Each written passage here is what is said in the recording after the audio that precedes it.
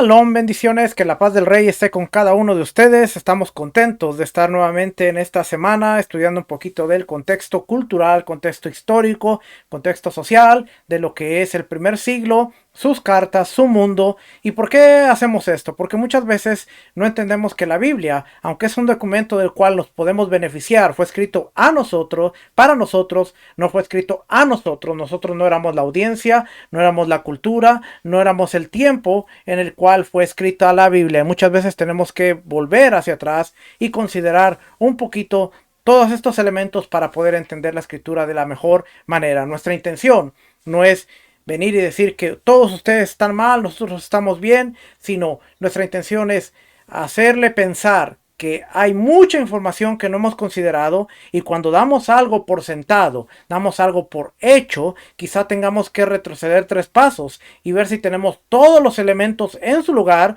porque la escritura es como un rompecabezas. Si no tenemos todo en su lugar de la manera correcta, quizás lo que estemos viendo sea una figura desfigurada. Pero cuando ponemos todas las piezas de la manera que deben ir, vamos a ver que es un hermoso paisaje. Y esa es la escritura. Es algo que quizás nos cuesta entender, pero cuando le ponemos el trabajo y el esfuerzo, vale la pena. Así es que hoy vamos a continuar hablando de los ebionitas. La semana pasada hablamos un poquito acerca de lo que es ebionita. Por cierto, mucha gente dice, el judío no puede ser mesiánico. Eso fue muchos de los comentarios que dejaron en el video de la semana pasada. El judío no puede ser mesiánico. Bueno, el judío es mesiánico que no ve al Mesías o que no piensa en el mesianismo como tú y como yo, es otra cosa. Pero el judío ora 3 veces al día, que se levante, manda a tu Mesías, hazlo por amor de tu nombre, hazlo por amor de tu Torah, hazlo por amor de tu ungido, de tu enviado. Ellos están orando constantemente todos los días en sus oraciones y están mencionando al Mesías, al Mesías, al Mesías. Si eso no es creer en el Mesías y eso no te convierte en un mesiánico, entonces, ¿qué es? El judío es mesiánico. Ahora, que él no vea las cosas y entienda las cosas como tú y yo lo hacemos, ya es otra cara de la moneda. Pero no podemos decir ellos no son mesiánicos, ellos no creen en un Mesías, no creen en tu Mesías o no creen en el Mesías que tú piensas creer, pero ellos son mesiánicos. Ese es el concepto Mesías. Mesías es la restauración de todas las cosas a través del libertador, del hombre que Dios va a levantar. Y en este caso ellos están esperando que venga, nosotros estamos esperando que regrese, pero al final de cuentas estamos esperando la restauración a través del enviado de Dios. Y eso nos hace de alguna manera estar en la misma página, aunque veamos las cosas diferentes. ¿Ok? Así es que, ebionitas, vencidos pero valorados. Como se ha dicho anteriormente, poco se sabe de los ebionitas a partir de los testigos originales de primera mano o de documentos ebionitas reales. Por lo tanto, cabe preguntarse qué sentido tiene estudiar a un pueblo que existió y se extinguió sin dejar siquiera una nota entre oficinas. Scoeps hace evidente que los ebionitas era un grupo vencido. Esto en sí mismo es una indicación de que ofrecen una valiosa declaración. Los vencidos no solo se extinguieron, sino que fueron enterrados bajo un manto de silencio. Por eso es que no se escucha tanta información acerca de ellos, porque desaparecieron. Por lo tanto, se podría sugerir que los ebionitas no dijeron es lo que querían decir. Que lo que los ebionitas no dijeron es lo que querían decir. En retrospectiva, la razón de su desaparición es evidente. Ningún judío que se preciara los quería, y ningún cristiano que se preciara los necesitaba. O sea, no estaban ni aquí ni allá. Doctrinalmente hablando, eran problemáticos para los judíos, y la creciente iglesia cristiana gentil de esa época no veía ningún uso para la ley judía. Se sabe que hasta la época del concilio apostólico, de 10 a 15 años después de la muerte de Yeshua, los Javerim de Yeshua, los amigos, conocidos al principio como los Nosrim y más tarde como los Cristianoi, probablemente siguieron siendo simplemente uno de los numerosos grupos en el marco del judaísmo contemporáneo. Oiga bien, los Nosrim, o lo que más tarde se llamaría Cristianoi, o los cristianos, probablemente siguieron simplemente uno de los numerosos grupos en el marco del judaísmo contemporáneo. Esto es lo que llevamos diciendo vez tras vez tras vez, que dentro de lo que es el marco, el contexto, para ellos no existía tal cosa como los cristianos separados, sino para ellos era un grupo más del judaísmo. Así como hablamos de los celotes, hablamos de los saduceos, los fariseos, hablamos de los sicarios, hablamos también de los nosrim, nazareos, los del camino, o los cristianois, cristianos que más tarde se llaman cristianos en Antioquía por primera vez, como vimos la semana pasada. El libro de los Hechos en el Brit Hadashah da una breve instantánea en cuanto a los atisbos de la visión rabínica. Entonces se levantó uno en el concilio, que era fariseo, llamado Gamaliel, doctor de la ley, que gozaba de reputación entre todo el pueblo, y mandó apartar un poco a los apóstoles y les dijo: varones israelitas, mirad por vosotros mismos lo que pensáis hacer en cuanto a estos hombres. Apartaos de estos hombres y dejadlos en paz, porque si este concilio o esta obra es de los hombres, será en vano. Pero si es de Dios, no podéis derribarlo, no sea que seáis hallados luchando contra Dios. Hechos 5:34, 5:35, 38 y 39. Mire, muchas veces no nos ponemos a pensar o a ver cómo es que Gamaliel era un fariseo, era un doctor de la ley. Él se levanta y dice: hey, no tenemos nada en contra de estos hombres. Imagínense el testimonio de Pedro y Juan que ellos estaban dando. ¿Y cuál era el testimonio? Aunque ya lo leímos muchas veces, vamos a leer cuál era el testimonio, porque hoy en día pregúntese si ese es el testimonio que estamos dando como seguidores de Yeshua, porque estos hombres defendieron su fe. Estos hombres defendieron su fe. Hechos capítulo 5. Si vamos al versículo 17. Vamos a ver el 17. Levantándose el sumo sacerdote y todos los que estaban con él, es decir, la secta de los saduceos, se llenaron de celo y echaron mano a los apóstoles y los pusieron en una cárcel pública. Pero un ángel del Señor durante la noche abrió las puertas de la cárcel y sacándolos dijo: id, puestos en pie en el templo, hablar al pueblo todo el mensaje de esta vida. Habiendo oído esto, entraron al amanecer en el templo y enseñaban. Cuando llegaron el sumo sacerdote y los que estaban con él, convocaron al concilio, al Sanedrín, es decir, a todo el senado de los hijos de Israel, y enviaron órdenes a la cárcel para que los trajeran.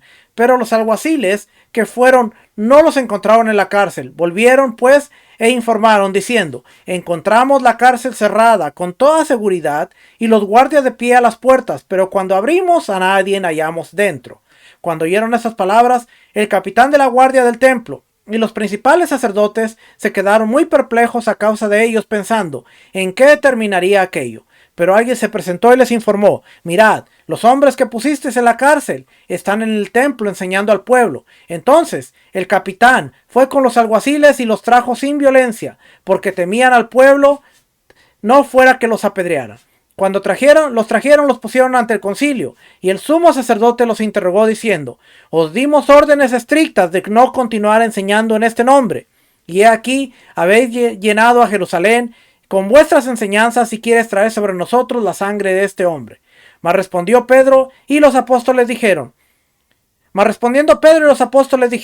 debemos obedecer a Dios antes que a los hombres. El Dios de nuestros padres resucitó a Yeshua, a quien vosotros habíais matado colgándolo en una cruz.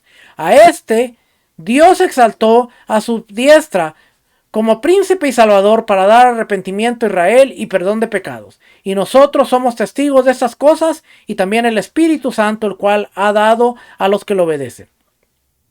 Cuando oyeron esto, se sintieron profundamente ofendidos y querían matarlos. Pero cierto fariseo llamado Gamaliel, maestro de la ley, respetado por todo el pueblo, se levantó en el concilio y ordenó que sacaran fuera a los hombres por un momento. Y les dijo: varones de Israel, tened cuidado de lo que vais a hacer con estos hombres, porque hace un tiempo Teuda se levantó pretendiendo ser alguien, y un grupo de como 400 hombres se unió a él, y fue muerto, y todos los que lo seguían fueron dispersos y reducidos a nada. Después de él se levantó Judas de Galilea en los días del censo, y mucha gente tras él también pereció, y todos los que se seguían se dispersaron. Por tanto, en este caso os digo, no tengáis nada que ver con estos hombres y dejadlos en paz, porque si este plan o acción es de los hombres, perecerá. Pero si es de Dios, no podréis destruirlo, no sea que os halléis luchando contra Dios. Ellos aceptaron su consejo y después de llamar a los apóstoles, los azotaron y les ordenaron que no hablaran en el nombre de Yeshua y los soltaron. Pregunta: ¿Cómo creen ustedes que pasaría si estos hombres se hubieran puesto a hablar cosas que fueran en contra de la Torah? ¿Ustedes creen que los hubieran dejado libres? ¿O que Gamaliel hubiera tenido los fundamentos o los argumentos necesarios para decir, estos hombres no están haciendo nada malo? ¿Qué estaban haciendo? Estaban hablando en nombre de su rabino, en nombre de su maestro. En el judaísmo se acostumbra, rabino tal dijo en nombre de rabino tal. No había ninguna ofensa en contra de la Torah. Pero si ustedes creen ustedes que si ellos hubieran dicho, este Yeshua, el Dios hecho carne, él vino, Dios murió en la cruz, pero Dios se resucitó entre los muertos, ¿creen que hubieran salido libres del concilio? Bueno, eso era para hablar lo que estaba diciendo Gamaliel. Vamos a regresar, le dejo esa como pregunta nada más, ¿ok? Vamos a regresar aquí a donde estábamos. Y entonces dice, bajo la influencia del rabino Gamaliel, el Sanedrín decidió dejar que el experimento judío-cristiano o judío-mesiánico siguiera su curso durante los días de la iglesia primitiva.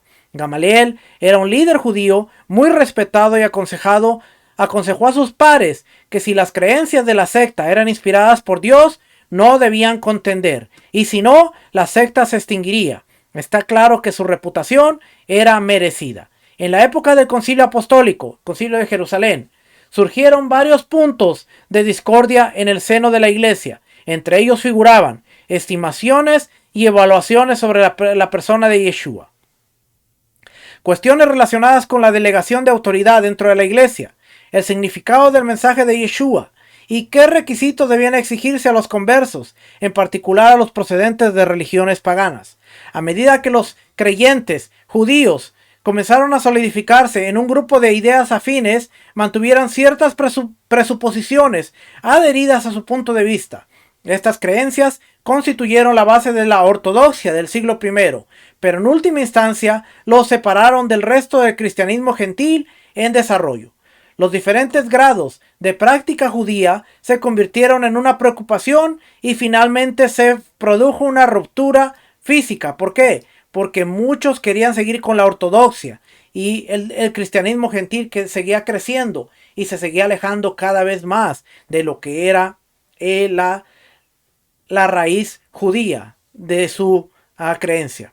Scoers aclaró su terminología clasificando a los ebionitas como cristianos judíos y afirmando que cualquier cristiano de sangre judía podría haber sido llamado cristiano judío. Los judíos cristianos más legalistas, también llamados los judaístas, se separaron de la gran iglesia. En otras palabras, eran judíos que se habían convertido en cristianos, pero no formaban parte de la corriente principal del cristianismo aceptado. Esta corriente principal finalmente se desvió y se convirtió en el cristianismo gentil. Y cuando estamos hablando de esto, acuérdense, estamos hablando de que el autor está usando la palabra cristiano para hablar los que eran creyentes en el Mesías. Mucha gente se enoja y dice, no, es que era imposible, ni los judíos no creyeron, pero tenemos testimonios como en Hechos capítulo 7, como en Hechos capítulo 3, que como todo el libro de Hechos hasta el capítulo 10, antes de Cornelio, todos los que están viniendo, los 3,000, toda la gente que está viniendo, los 5,000, son gente que eran judía, que estaban creyendo en el Mesías de Israel, y por lo tanto, le guste o no le guste, todos los primeros años de la iglesia o del movimiento después de Yeshua, después de que él asciende al cielo, todas esas personas eran judías de nacimiento que habían nacido en Jerusalén o en cualquier parte de la diáspora. Pero eventualmente, empezando el segundo siglo, ya por el año 100 en adelante, empieza a haber una separación hasta que hay una ruptura que es innegociable. Y ahí está lo que se llama la separación de caminos. Y por un lado se va el judaísmo y por otro lado se va lo que es el cristianismo o el catolicismo. Digo el catolicismo porque realmente el cristianismo vuelve a salir hasta que sale la reforma protestante por allá en los 1500, 1600. El ala particular de los judíos cristianos que eventualmente rompieron con los gentiles cristianos se aferraron fuertemente a las observancias legales judías. Se negaban a asociarse con cristianos gentiles que descuidaban esta actitud a las responsabilidades legales. Hubo una disputa. ¿La disputa cuál es? Que cada vez ellos se alejaban más de lo que era la Torá y los creyentes en el Mesías que tenían su base sólida en la Torá. Ellos decían, este es nuestro estilo de vida, no nos vamos a alejar. Y entonces en la iglesia los cristianos gentiles o los que empezaron a aceptar al Mesías pero se desligaron de todo lo que era judío y todo lo que era la base de la Torá, se les llamó cristianos gentiles. Y los cristianos o mesiánicos judíos pues empezaron a separarse también. Vamos a seguir por aquí. ¿Dónde nos quedamos?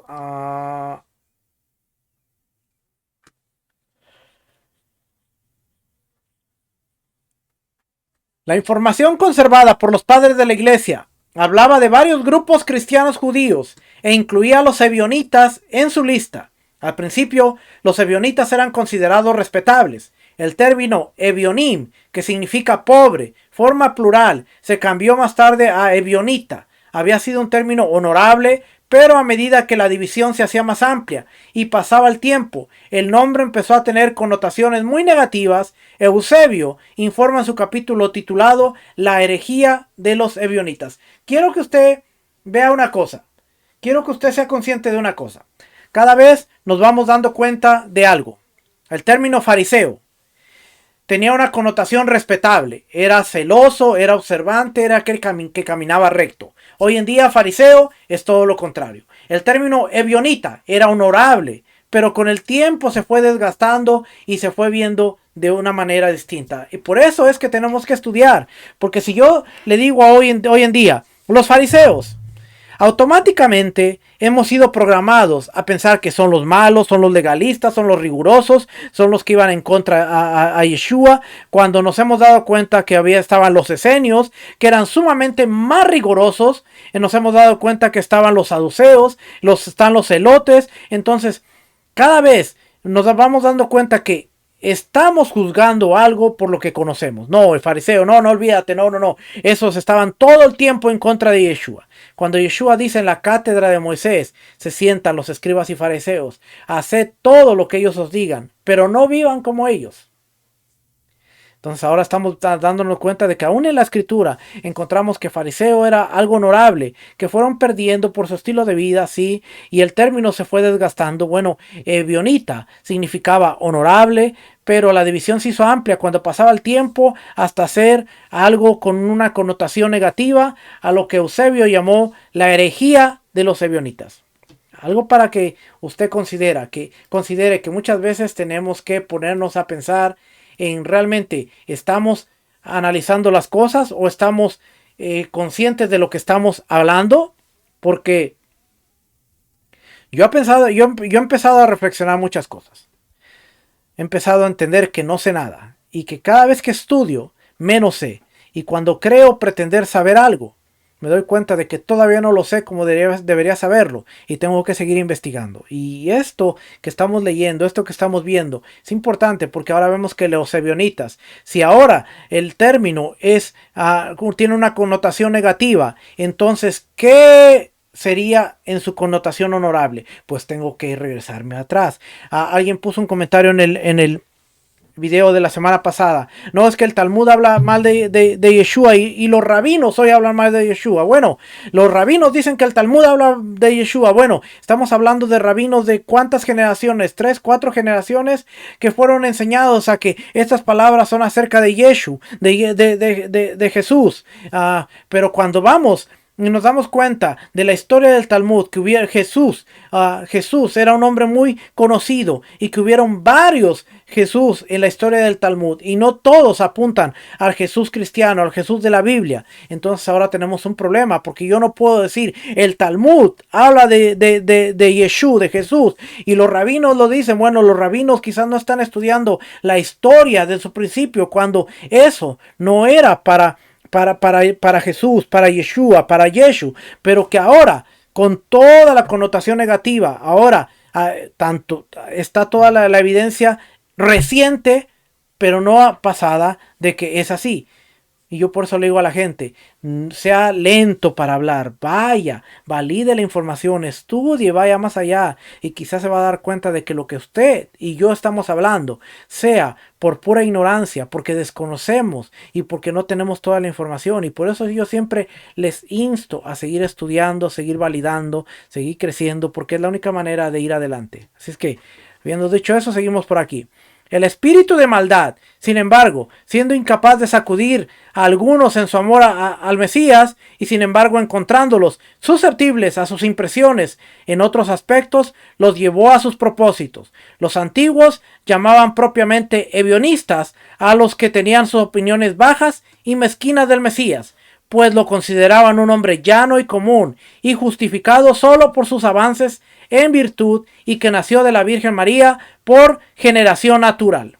Ojo, porque esta es una enseñanza bionita, y hoy muchos en raíces hebreas están diciendo no, él nació de la carne.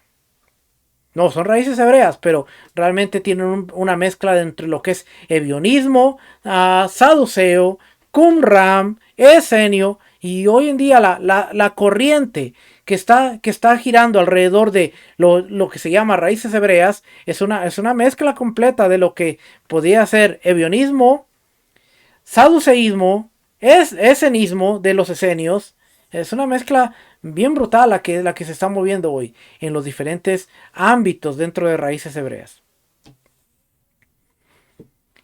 El famoso historiador amontona acusaciones contra los ebionitas y dice: estos, en efecto, pensaban por una parte que todas las epístolas de los apóstoles debían ser rechazadas, llamándole apóstata de la ley, pero por otra, usando solo el evangelio, según los hebreos, estiman las otras cosas como de poco valor. También observaban el Shabbat y otras disciplinas de los judíos, igual que ellos, pero por otro lado, también celebraban los días del Señor muy parecidos a nosotros, en conmemoración de su resurrección. De ahí que, como consecuencia de tal proceder, hayan recibido también su epíteto, el nombre de los ebionitas, exhibiendo la pobreza de su intelecto, porque es así como los hebreos llaman a un hombre pobre. O sea, para lo que les convenía, ellos celebraban Shabbat, celebraban las fiestas, pero celebraban el día de la resurrección. ¿Les suena parecido? No, yo celebro Pesach, pero voy a celebrar primicias y voy a celebrar el día domingo, que es el día de la resurrección, no como el judío lo hace, porque ahora nosotros vamos a celebrar en observancia de cuando resucitó el Señor. La historia, cada vez que la conocemos, vamos dando cuenta que es cíclica y que la vamos repitiendo, que las mismas peleas que estamos viendo hoy las tenían cuando estaban los ebionitas, cuando estaban los nosrim, cuando estaban los judíos, cuando estaban los judaizantes. Ahora usted va entendiendo un poquito más de este contexto y ahora ve muchas de las corrientes que se están moviendo hoy en día y usted dice: oh my God, Dios mío, esto parece como que es totalmente lo mismo. Curiosamente, el historiador antiguo no criticó a Yeshua, a Santiago, a Pedro o a Pablo por ir al templo en el Shabbat. Ignora que Yeshua siguió siendo un pobre e hizo que un pobre pescador fuera a pescar lo suficiente para pagar sus impuestos. También es obvio que los padres de la iglesia no siempre fueron totalmente imparciales, ya que el antisemitismo se puede identificar bastante temprano en la historia de la iglesia. Esto es importante. El antisemitismo se puede identificar bastante temprano en la historia de la iglesia. Ireneo, en su obra Contra las herejías, dice: los que se llaman ebionitas están de acuerdo en que el mundo fue hecho por Dios, pero sus opiniones con respecto al Señor son similares a las de Cerinto y Carpócrates. Estos son otros que Ireneo consideraba herejes. Utilizan únicamente el Evangelio según Mateo y repudian al apóstol Pablo, sosteniendo que era un apóstata de la ley. En cuanto a los escritos proféticos, se esfuerzan por ponerlos de una manera a un tanto singular. Practican la circuncisión, preservan la observancia de las costumbres que ordena la Torá y son tan judaicos en su estilo de vida que incluso adoran a Jerusalén como si fuera la casa de Dios. Probablemente se podría haber dicho lo mismo de Yeshua y los apóstoles en relación con las últimas condiciones aparentemente condenadas por el escritor. Se ha pensado que esta rama temprana de la iglesia tomó su título después de su precipitada salida de Jerusalén. Sin embargo, es más probable que la base del nombre tenga su origen en las bienaventuranzas que Yeshua pronunció sobre los pobres, cuando dijo: bienaventurados los pobres de espíritu, porque de ellos es el reino de los cielos. Mateo 5:3. El nombre fue elegido por la secta de acuerdo con un patrón tradicional. Por ejemplo, Perusim, los fariseos; Saduquim, saduceos. Más tarde el odio y la sátira de los oponentes redujeron ebionita a un apodo y término de abuso que significaba los pobres de espíritu o los pobres en la fe en el Mesías. De modo que los propios cristianos judíos lo evitaron. Ellos no se llamaban ebionitas. Se hicieron pobres por la creencia de que la pobreza, probablemente voluntaria, estaba relacionada con la rectitud. Sin embargo, no debían confundirse con los gnósticos, que situaban muchos tipos de abnegación como objetivo justo. Sería una tarea más fácil relacionar la pobreza de los ebionitas con el ascetismo de los esenios, si es que es necesario considerar un vínculo que relacione las sendas antiguas. También es posible que cada secta se mantuviera separada y distinta en diferentes campos, con diferentes puntos de vista. No hay especial necesidad de colocarlas en el mismo capullo, ya que en última instancia ambas mariposas vivieron vidas cortas y desconcertantes. En comparación con el judaísmo rabínico o el cristianismo gentil moderno, ambos fueron más un problema temporal que un competidor permanente. Los esenios fueron más ilustres como resultado de los rollos del Mar Muerto. Sin embargo, hay algunas referencias históricas que indican que los ebionitas fueron posiblemente más duraderos. Los ebionitas parecen haber perdurado en Transjordania, Siria y Egipto hasta el siglo VII, cuando los que para entonces no habían sido absorbidos por la ortodoxia judía o cristiana perdieron su identidad en la creciente marea del Islam. Aunque fue difícil de documentar, otro punto de vista sugiere que la influencia ebionita pudo durar incluso más tiempo. Los judíos mesiánicos o cristianos no son conocidos no solo por el Nuevo Testamento, sino también por algunos apócrifos cristianos. El profesor Shlomo Pines ha descubierto una fuente temprana en una adaptación árabe realizada en el siglo X que demuestra que los últimos grupos de estos cristianos judíos aún existían en el siglo X de nuestra era. Los ebionitas pueden ofrecer una visión importante del muro de separación que se construyó entre los antiguos judíos y los primeros judíos cristianos. Los ebionitas también pueden ofrecer la distinción de ser el eslabón perdido judío entre el judaísmo antiguo, el cristianismo judío y el cristianismo gentil. Después de la caída de Jerusalén en el año 70 y nuevamente durante la rebelión de Bar Kokhba, cuando Adriano destruyó Jerusalén en el año 132 de la era común, el cristianismo judío perdió su posición en Jerusalén y la iglesia ahí fue controlada por un obispo gentil. Estudiosos recientes han distinguido tres grupos judeocristianos, a los que se denominan vagamente ebionitas: nazarenos, que aceptaron el nacimiento sobrenatural de Yeshua sin desarrollar una cristología, una cristología calcedoniana; ebionitas fariseos, que reconocían a Yeshua como Mesías, pero negaron su nacimiento virginal y odiaron a Pablo; y ebionitas gnósticos o esenios, que tendieron a gnosticizar su cristología.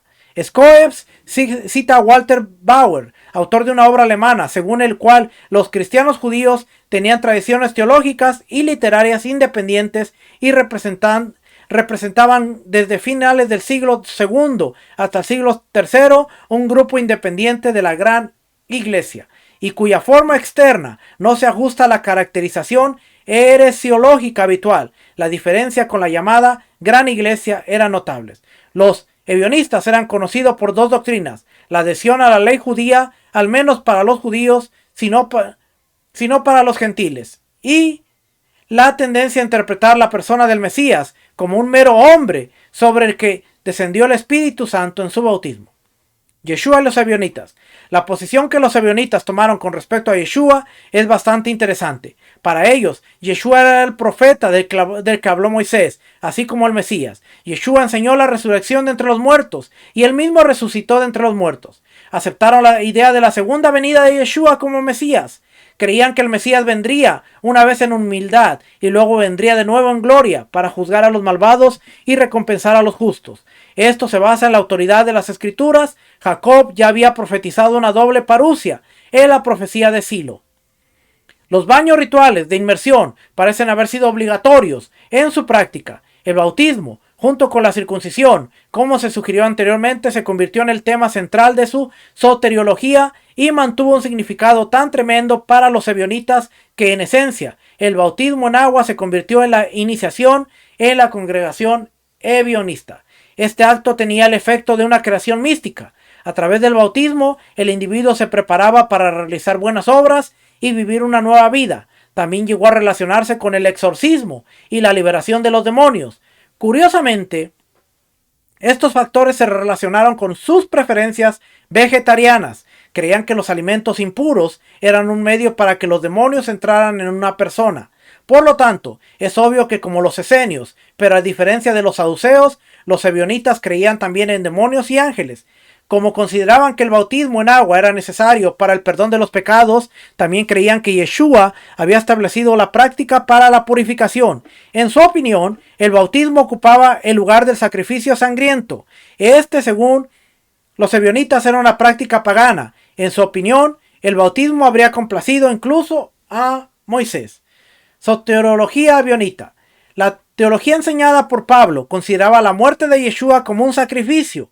Esto demostró ser una doctrina disruptiva entre los ebionitas. Alimentaron una tremenda adversión hacia Pablo y toda la soteriología paulina. Habiendo rechazado completamente el culto sacrificial, no encontraban reconciliación en que Yeshua muriera en la cruz por los pecados del mundo. En este sentido, una buena dosis de escepticismo puede ser apropiada. Ciertamente es posible que algunos acepten la postura de los padres de la iglesia, sin evaluar que muchos de ellos portaban prejuicios antisemitas. Este posible defecto debe tenerse en cuenta a la hora de evaluar la información presentada por los padres de la iglesia. Característicamente, a diferencia de Yeshua, los ebionitas empujaban hacia un legalismo acérrimo. No eran los fariseos, sino eran los esenios y ahora los ebionitas. Llevaban la idea de comer cualquier cosa que todavía contuviera su propia sangre, más allá del requisito rabínico de drenar la sangre. Se abstenían completamente de las carnes. Cualquier tipo de derramamiento de sangre era inapropiado para los ebionitas. Esto también amplió la brecha entre los ebionitas y Pablo. La pobreza se convirtió en una virtud y la manera en que seguían las regulaciones de pureza eran extremadamente estrictas y legalistas. Los ebionistas mantuvieron gran parte de la halajá farisaica y la ampliaron. Se inspiraron en ideologías y prácticas cristianas entonces vigentes, como la cena del Señor, sustituyendo el vino por la sal como símbolo de incorruptibilidad. Le añadieron un nuevo significado. Los ebionitas pasaron por lo que parecía ser una hibridación, algo híbrido que se combinaron con algo.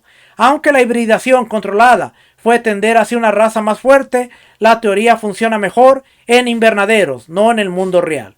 En el caso de los ebionitas, la hibridación fracasó. La única cría que parecía llegar era una endogamia de división. Por desgracia, esta división los llevó a la desaparición. Ahora vamos a hablar de los nazarenos.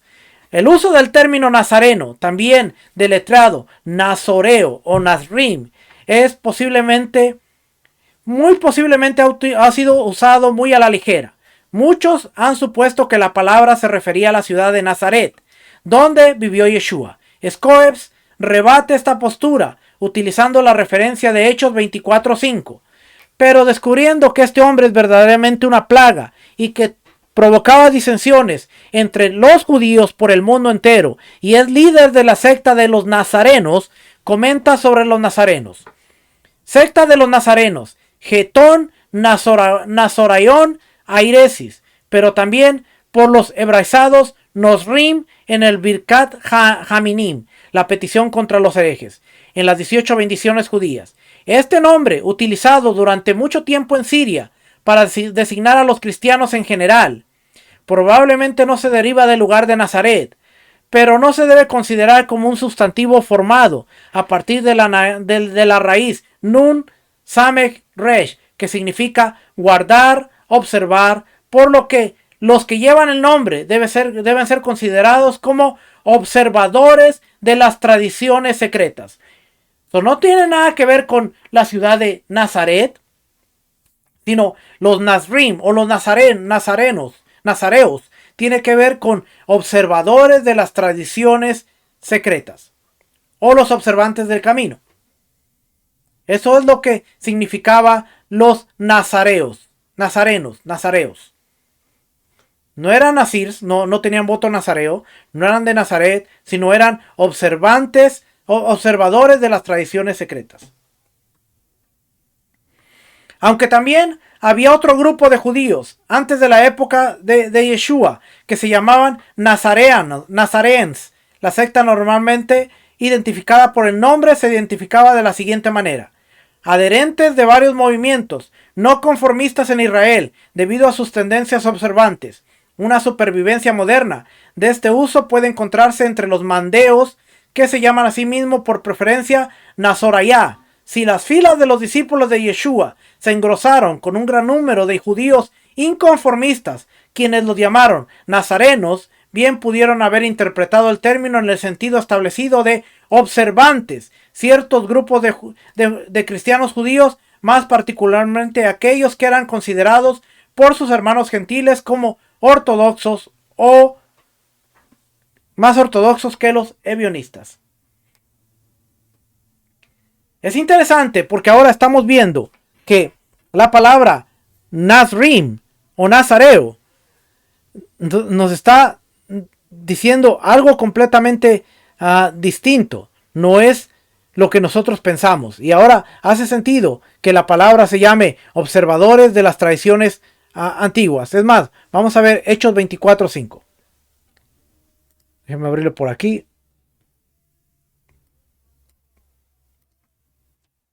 Vamos a abrir esto que dice aquí.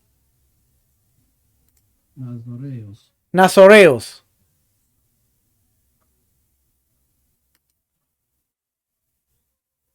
Vamos a ver lo que es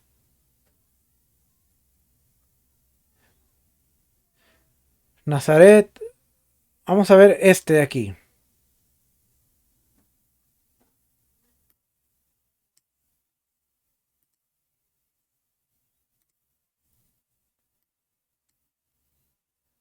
Nazoreos. Yeshua se llama siempre Nazoreo en Marcos 1:24. ¿Qué tenemos que ver contigo, Yeshua de Nazaret? ¿Has venido a destruirnos? Yo sé quién eres. Yeshua 10:47. Marcos 14:17. Marcos 16:6. Lucas 4:3. Marcos 1:24. Y Lucas 24:19. La forma más común, Nazoreo, se encuentra en Mateo 2:23. Habitó en una ciudad llamada Nazaret para que se cumpliese lo que fue dicho por medio de los profetas, será llamado Nazareno. ¿Okay? Los creyentes, los cristianos, reciben el mismo nombre. En Hechos 24:5, el acusador Tertulo llama a Pablo Nazoreo. Lo tomó Nazoreo de una tradición más antigua, pero prefiere Nazoreo, aunque las dos formas significan lo mismo para él. Su conexión con Nazoreo esta palabrita aquí. Su conexión con Nazaret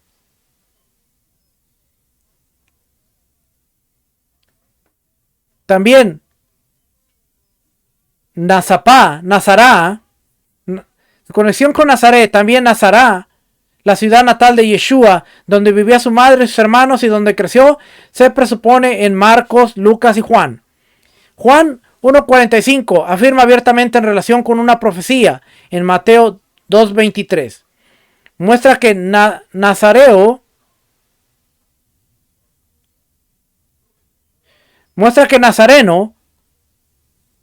significa prácticamente lo mismo. Los discípulos son Galileos significa prácticamente lo mismo. Los discípulos de Yeshua son Galileos. En Hechos 1:11. Los pasajes abducidos muestran que los dos términos no son autodesignados por parte de Yeshua y sus discípulos, sino que eran llamados así por el mundo circundante. En Hechos 24:5, Nazoreos es utilizado por los judíos para designar a los miembros de la comunidad original de Jerusalén. Indica su lugar de origen y tiene un matiz despectivo. Vamos a seguir leyendo. Pablo no utiliza ninguno de los dos términos, como tampoco lo hace ningún autor cristiano. Posteriormente en griego, la razón es que las iglesias cristianas gentiles se aceptan generalmente el nombre cristianos, ups, se borró.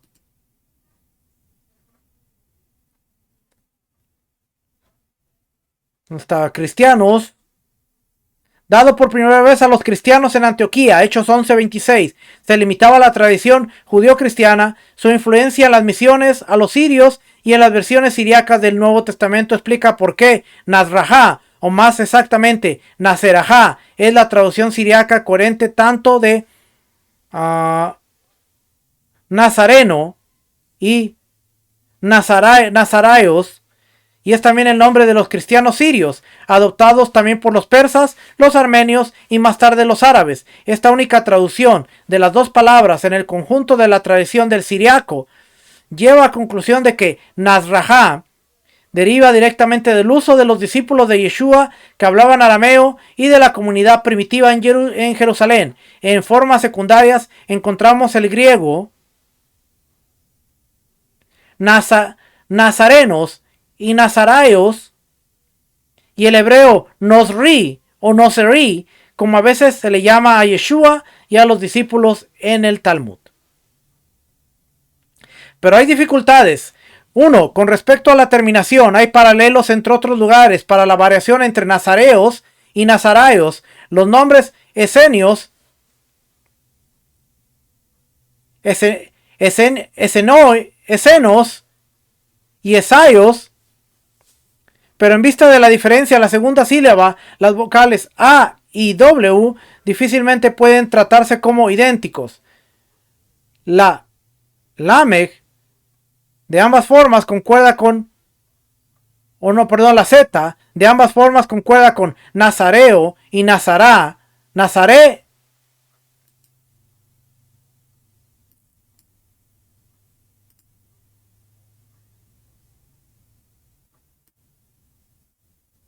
no me da solo una palabra. Nazará. Nazaré y Nazará.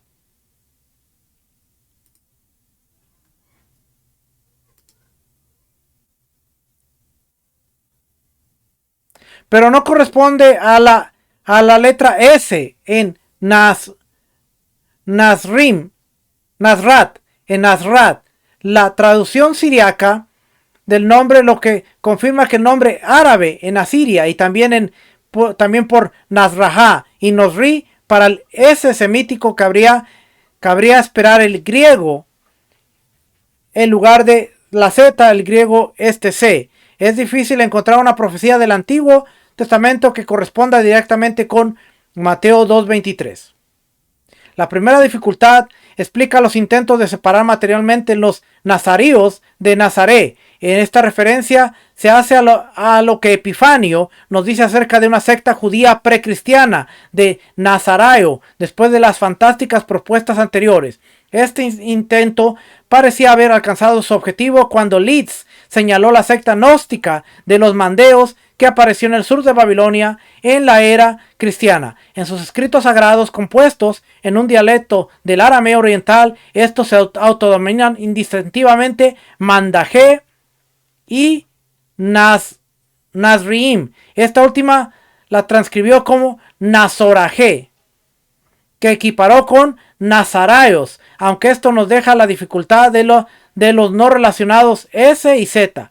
También ambas formas como traducciones arameas del hebreo Nosri, atestiguado en el Talmud. Consideró que se trataba de una derivación adjetiva que expresaba pertenencia de no ser observante, es decir, de usos cultuales específicos. Creyó ver aquí el nombre de una secta precristiana de la que procedía Yeshua. Según él, este nombre se transmitió en la forma hebrea como nombre de Yeshua en el Talmud, en la forma aramea Nazrajá, derivada de la palabra Nazar, en el siriaco para Nazaraios, en la forma aramea Nazorajá, derivado de un nomen agentis, representado por el griego Nazaraio, y en el...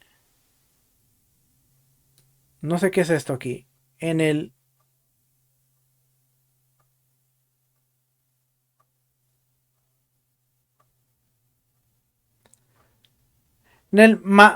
mandaliano es este arameo. En el mandiano, ya ese es el mandiano. Ok.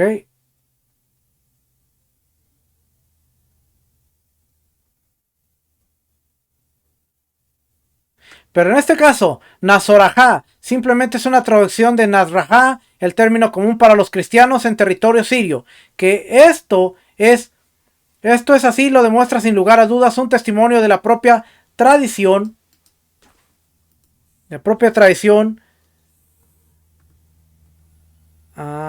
Mandea, que Leeds ignoró. En el contexto de una especie de parodia, Mateo 25, 31 al 46, las almas difuntas que siguen al falso Mashiach en lugar de al Dios de los mandeos responden a la pregunta en nombre de quién ha hecho buenas obras durante su vida de la siguiente manera: en nombre del ser superior y en nombre del ser inferior, en nombre de Jesucristo y en nombre del Espíritu Santo y en nombre del Dios de los Nazoraje. Vamos a ver qué más leemos por aquí. Está interesante todo este artículo. Usted se da cuenta lo mucho que podemos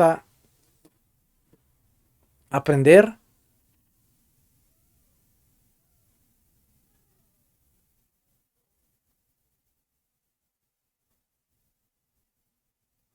Esta parte. En cuanto a la profecía de Mateo 2.23, el primer punto es que la palabra oti,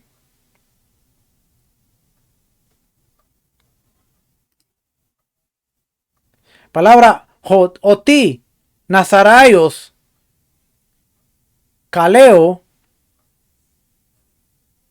contiene el contenido de la profecía. No es necesario que sea la redacción exacta. Hay que admitir que no existe un equivalente exacto ni en el hebreo ni en el griego. En el Antiguo Testamento la referencia habitual es Neser, el retoño de las raíces de Jesse, Isaías 11.1. Aunque es difícil ver la conexión, ya que Neser no era un hombre que llevaría al Mesías. La rama, equivalente de Isaías 4.2, Jeremías 23.5, Jeremías 33.15, y en el español Zacarías 3.8, Zacarías 6.12 es ciertamente un nombre, pero en este caso la palabra es Sema en lugar de Neser, y no hay relación con Nazaré o Nazarayo. Billerbeck ofrece la siguiente solución según la regla de interpretación de Rab al-Tikri, que permite sustituir una palabra por otra equivalente. José se estableció en Nazaret para que se cumpliese ahí lo dicho por el profeta en las palabras Nacid. Las palabras, ¿dónde están las palabras? Vamos a ver esas palabras. La palabra nacer y Sema, para ser llamado nacer, se llamará nazareno. Pero aparte de la situación, esto lleva consigo ninguna conexión de significado, sino que es un juego de palabras que solo los expertos en la interpretación rabínica pueden desentrañar. Mateo, sin embargo, intentaba hacerse entender por los lectores del griego, por tanto, si es posible encontrar una explicación útil en términos griegos o de los Septuaginta, esta merece preferencia. Tal explicación ofrece la similitud de nazareos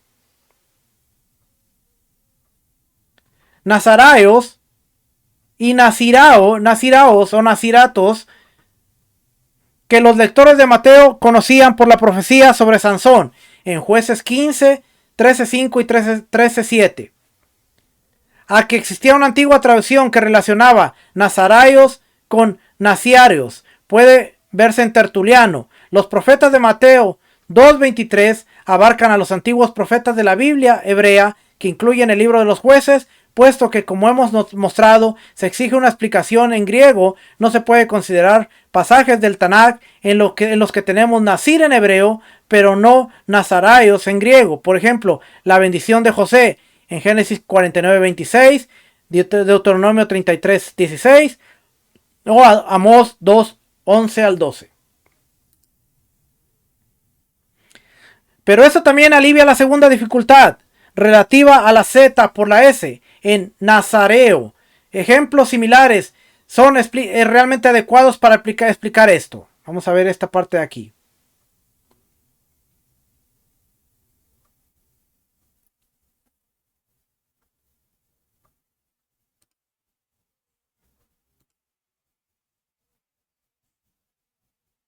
¿Dónde está la palabra? Sedec, Adonai Sedec, en Jueces 1.5. Hallaron a Adoní Besek en Besek y pelearon contra él y derrotaron a los cananeos y a los fereceos.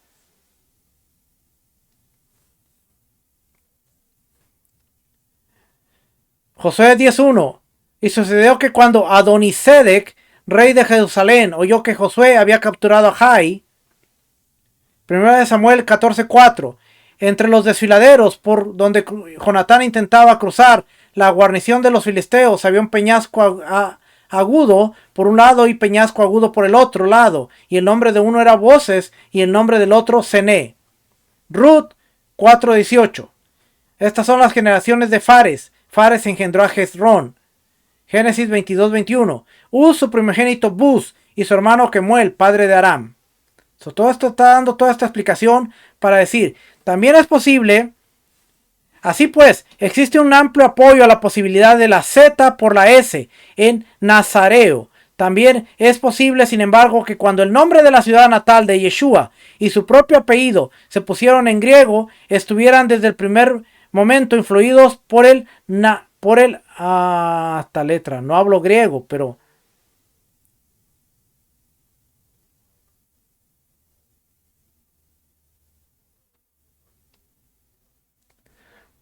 aquí está la palabra, por el naziraios del griego, de la Septuaginta, la griega. Por último, en relación con la secta judía precristiana de los nazarenos, a la que Epifanio se refiere, cabe destacar que la forma nazareao los distingue claramente de los judíos cristianos nazaraios.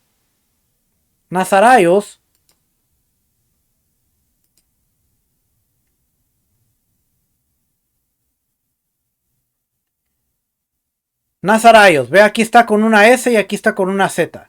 Aquí está con una Samek y aquí está con una Sadik. Por lo tanto, no tiene ninguna contribución que hacer en la explicación del Nuevo Testamento nazaraios. Según Epifanio, las características de esta secta son la que guardan los mandamientos judíos, pero rechazan la Torá como una falsificación, rechazan las ofrendas sangrientas y el comer carne e impugnan la Meiromai y la astrología. Materialmente, pues, no tiene nada en común ni con Juan el Bautista, ni con Yeshua, ni con el cristiano judío posterior. La única pregunta es si alguna vez existieron en absoluto. Epifanio en el IV siglo es el primero y único escritor para hablar de ellos. A la hora de estimar el valor histórico de su referencia, la cuestión primordial es la de sus fuentes, siguiendo a Hingefield, a Schmidt, Bosset ha conjetuado que la Nazarayo de Epifanio procede de una lista de sectas que parece haber sido utilizada por Justino y Egesip en el siglo II y por Efraem en el Sirio y las constituciones apostólicas en el IV. Bosset cree que la lista era de origen judío y argumenta que los nazarayos eran de hecho cristianos, siendo una palabra una traducción exacta del arameo Nazraje, cristianos. En la tradición cristiana esto ya no se entendía y debido a un segundo malentendido, a saber, que la lista trataba de herejías judías precristianas, surgió la Nazarío de Epifanio. Hay mucho que decir a favor de esta explicación. Y como cada semana seguimos diciendo, si usted cree o si usted imaginaba saber algo, pues todavía no lo sabemos como lo deberíamos saber. Ahora sabemos que había una distinción entre lo que era la ciudad de Nazaret. Yeshua no se le llamaba nazareno por nacer en Nazaret también. Mucha gente dice, bueno, explícame la profecía de Mateo. Mateo se equivocó. Bueno, Mateo está escribiendo en griego y está utilizando la explicación que le acabo de dar. Vuelvo a regresar al video y si quiere volverla a ver. Mucha gente está solamente hablando por lo que pretende conocer, pero de verdad, familia, yo le digo una cosa. Después de todas estas clases que hemos estado viendo, toda esta información que hemos estado considerando, nos falta mucho por crecer, nos falta mucho por avanzar y nos falta mucha información que considerar antes de creer que entendemos algo. Si es que seamos más humildes, démonos el tiempo de escuchar más, de hablar menos, de considerar más la información y de opinar menos, dejar de ser opinólogos y poder seguir creciendo en el entendimiento de lo que es la escritura o el contexto para poder entender un poquito más la Biblia en su contexto, en su sentido. Y será la próxima semana cuando regresemos con más información y podamos aprender. Por lo tanto, hoy vimos que había una secta judía llamada los nazarenos que eran los observantes celosos de la Torá. Y por eso hoy mucha gente dice, yo soy de los nazarenos. No eran los que nacían en Nazaret, sino yo soy de los que observan la Torá y creen en Yeshua. O, en su defecto, los del camino, que venimos pensando y venimos siendo lo mismo. Nos vemos la próxima semana, familia. Que el Eterno les bendiga, el Eterno les guarde. Shalom, bendiciones. Shalom, familia. Shalom.